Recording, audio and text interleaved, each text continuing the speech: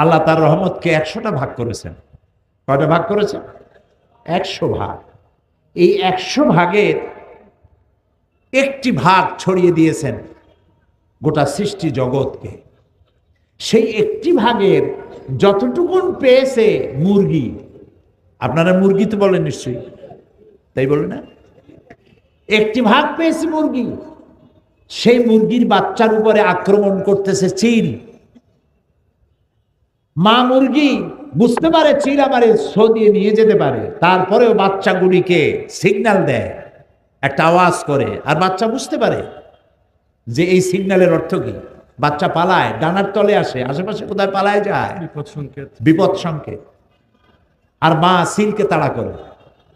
পাতিশিয়াল আসছে বাচ্চা নেওয়ার জন্য, পাতিশিয়াল বলেন তো, এই পাতিশিয়াল আসছে, পাতিশিয়ালের উপর ঝাঁপায় পড়ে।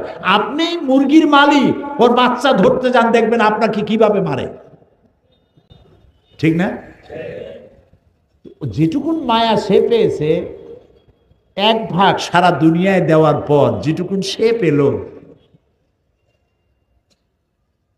ওই ভাগটা আমিও পেয়েছি আমার বাচ্চার জন্য আমার মায়া, আমার মায়ের জন্য আমার মায়া। কোরআন আপনারা শুন, আমি কোরআনের কথা বলতে এসেছি, আপনারাও কোরআন শুনতে এসেছেন, আলহামদুলিল্লাহ বলি। এই যে যতক্ষণ বসেছেন, যে কোরআনের ক্লাস, কোরআনের ছাত্র আপনারা, আমিও ছাত্র। যে মাঠে বসছেন, এ মাঠ এখন সিলেটের সরকারি মাদ্রাসা ময়দান এখন আর নাই।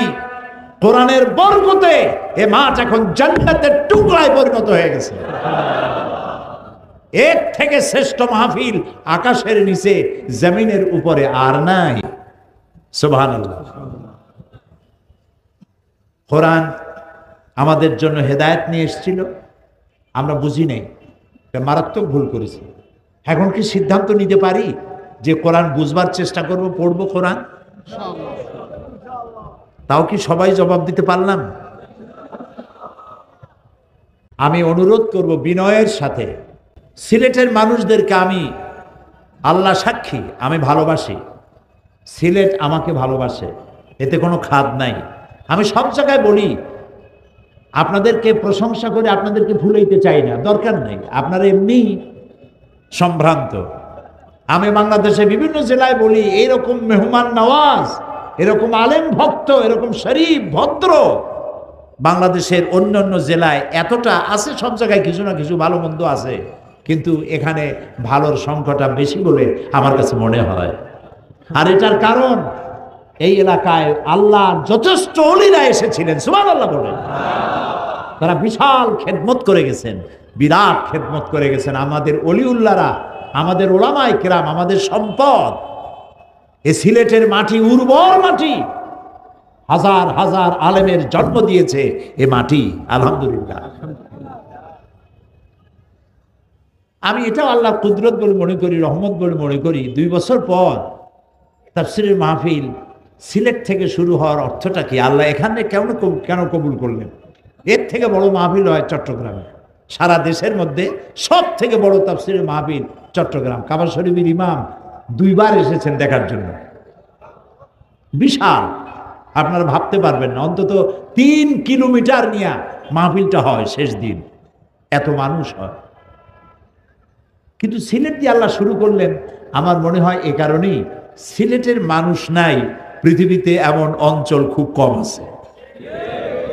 এখান থেকে আওয়াজ মোবাইলের মাধ্যমে ছড়ে যাচ্ছে দিক থেকে দিগন্তে, পৃথিবীর এক প্রান্ত থেকে আর এক প্রান্তে, এক গোলার্ধ থেকে আলাক গোলার্ধে। গত রাত্রেও কাবা শরীফ থেকে, মদিনা মুনাওয়ারা থেকে আমার কাছে টেলিফোন করেছে, সিলেটের মাহফিল হচ্ছে তো, তারা এই মাহফিলের জন্য তাওয়াফ করেছে, দোয়া করেছে। লন্ডন থেকে উদ্গ্রীব হয়ে আছে, সিলেটের মাহফিল হচ্ছে তো, আল্লাহ তাআলা করে দিলেন। সুবহানাল্লাহ। রব্বানা লাকাল হামদ বলেন, রব্বানা লাকাল হামদ। আলহামদুলিল্লাহ, আল্লাহ শকর। কোরআন শুনতে আপনারা এসেছেন। আমার ধারণা ছিল যে সিলেটে তো প্রত্যেক বছর আমি 2 দিন অথবা খুব বেশি টাইট প্রোগ্রাম হলে 1 দিন থাকি, আর বেশি 2 দিন থাকি, 3 দিন তো থাকিই না। প্রথম দিন লোক বোধহয় কম হবে। আমি আপনাদের অত্যন্ত প্রিয় নেতা ডক্টর শফিকুর রহমান সাহেবকে বলতেছিলাম যে প্রথম দিন লোক বোধহয় কম হতে পারে, উনিও তাই চিন্তা করতেছিলেন, হয়তো বা তাই হতেও পারে। কিন্তু আমি দেখলাম দ্বিতীয় দিন অন্যান্য বছর যা হয় তার থেকেও বেশি লোক হয়ে গেছে। আলহামদুলিল্লাহ, আলহামদুলিল্লাহ বলেন না। আল্লাহ তাআলা, আরে ভাই আমি দেখতে বলিনি, আমার কথাটা তো বিশ্বাস করেন। আমি সিদ্ধান্ত নিয়েছি, প্রথমত চিন্তা করেছি কোথার থেকে আলোচনা করব।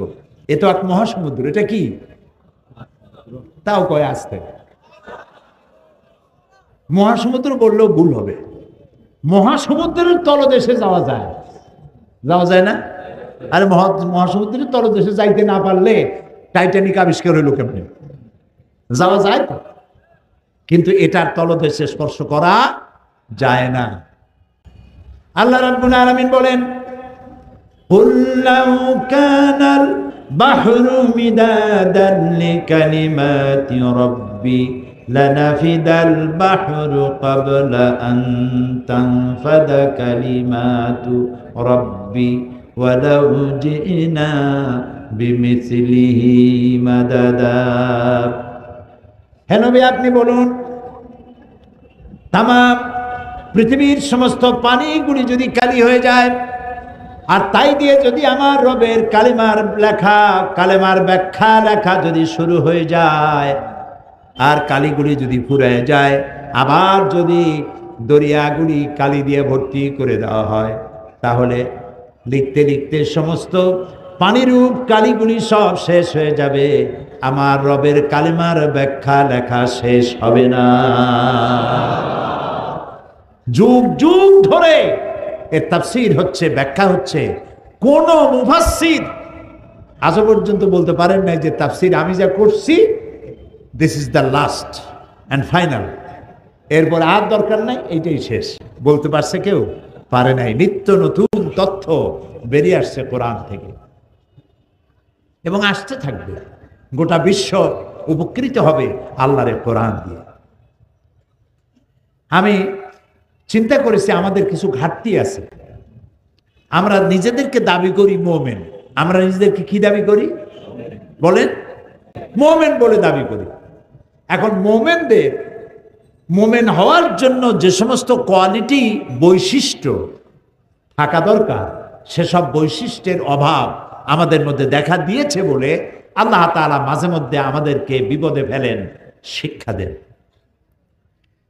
এই বিপদ থেকে উত্তীর্ণ হওয়ার জন্য আমাদেরকে কোরআন থেকে শিক্ষা নিতে হবে, মোমেনের বৈশিষ্ট্য অর্জন করতে হবে।